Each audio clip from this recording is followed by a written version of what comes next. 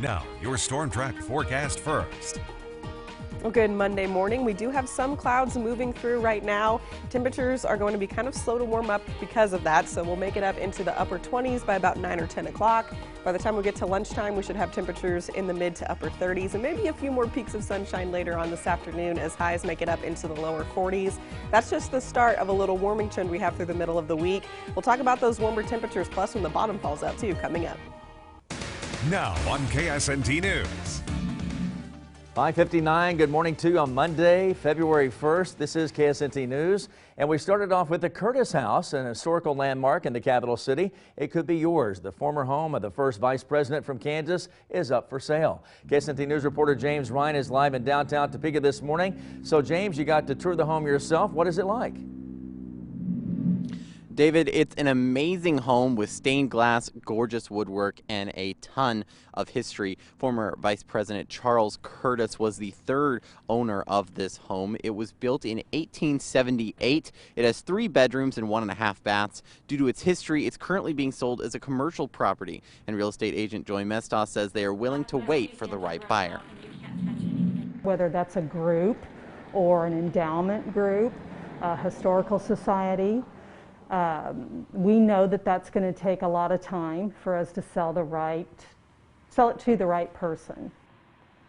The former owner spent decades restoring the house to its former glory and collecting memorabilia. It is currently set up as a museum honoring the life and career of Charles Curtis. Now, Curtis served as vice president under President Herbert Hoover. Not only a Kansan, he is the first vice president to be Native American. So definitely a lot of memories and a lot of history within these walls.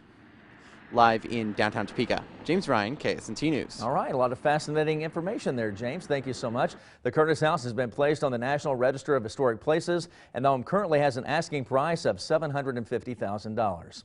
Right now, the state's health department reports 301 active coronavirus clusters in the state. It's a story we first told you about on KSNT.com. The total includes 4 clusters right here in northeast Kansas, including the Shawnee County Jail and Topeka Correctional Facility. Jails and prisons have been some of the hardest hit since the pandemic began, and right along with long-term care facilities, KDHE is listing Aldersgate Village as another active cluster, and there's a private business in the area that marks the 4th cluster in our viewing area.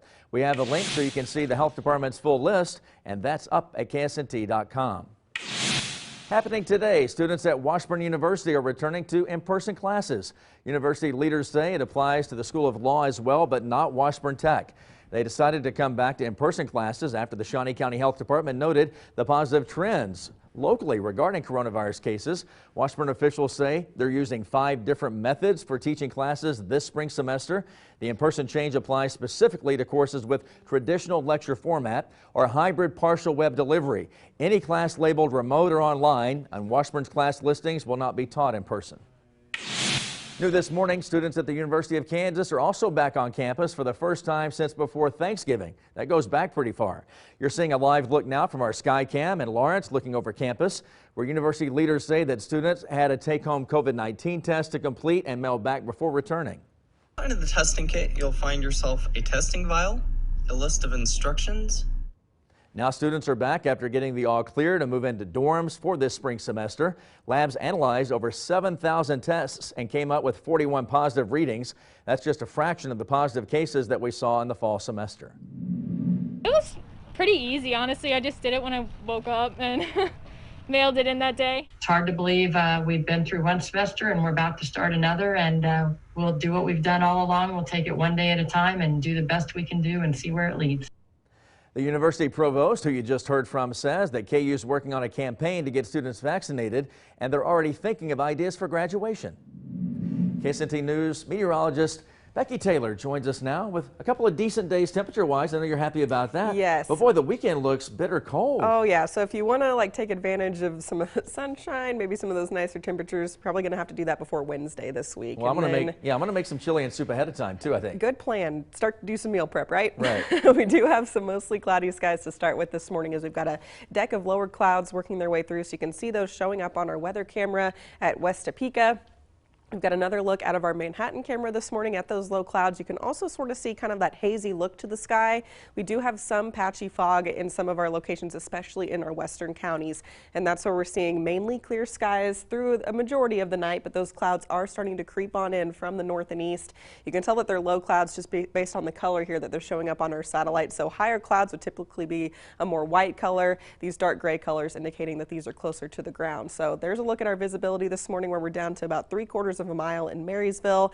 Some of that more dense fog just off to our north and west there. Visibility in Concordia at 3 miles in Manhattan right now. So mainly just some hazy looks where you do have those reduced visibilities elsewhere, but we are watching for that patchy dense fog, especially in our northwestern counties. So temperatures starting off a little bit warmer with the cloud cover in the upper 20s, low 30s, just dropped back to about 29 degrees in Topeka and Lawrence. We're at 24 in Manhattan, 18 in Junction City. And we do have a little bit of a light breeze in place as well, running about 5 to 10 miles per hour in the eastern half of the area. Calm winds where we are seeing that fog this morning. And our temperatures are feeling like we're in the teens and low 20s to start with. The good news is those winds will shift to the south tomorrow, and that's what's going to help warm us up. So we'll talk about just how warm we get, plus just how cold we get over the weekend too, coming up. All right, Becky, thank you so much. Well, it might be a snow day across Washington, but President Biden is not taking the day off. Late Sunday night, he invited 10 Republican senators to the White House for a Monday meeting. Now, according to the White House statement, that group will, quote, exchange views on their 2 different COVID relief plans. Our DC's Raquel Martin joins us live, and we're hearing that Republicans have not been on board, but could this meeting be a turning point? Good morning. Well, they certainly hope it will be, but we also know that it'll take at least 10 Republicans to actually support this bipartisan plan for it to pass in a bipartisan way. At this point, they seem like they are miles apart. We know that the Republican plan being put forward is less than a third of what Democrats are asking for. 10 Republican senators are headed to the White House Monday afternoon to try and talk down President Biden's massive $1.9 trillion COVID relief package. We're targeted to the needs of the American people, treating our tax dollars as if there are tax dollars. On Fox News Sunday, Republican Louisiana Senator Bill Cassidy and on CNN State of the Union, Ohio Republican Senator Rob Portman insisted their $600 billion offer is the reasonable way to go. Much of what the administration has laid out has nothing to do with COVID-19. Their drastically smaller plan includes billions for vaccine distribution, targeted relief checks, and more money for small businesses. He is open to ideas wherever they may come. On NBC's Meet the Press Sunday, the president's chief economist, Brian Deese, said while the White House remains open to a bipartisan compromise, the president believes his plan is the bold action the country needs. What he's uncompromising about is the need to move with speed. We have a virus crisis, we have an economic crisis. Illinois Democratic Congresswoman Sherry Bustos says she agrees with the White House. We welcome our friends across the aisle to be part of the solution. But with deadlines looming, she says Congress is prepared to act with or without Republicans.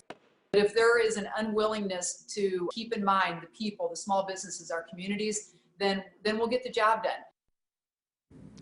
Speaker of the House Nancy Pelosi has already signaled plans to try and move Biden's plan as is without Republicans as early as this week. Today's meeting will take place at 5 p.m. Eastern Time. Vice President Kamala Harris will also be in attendance.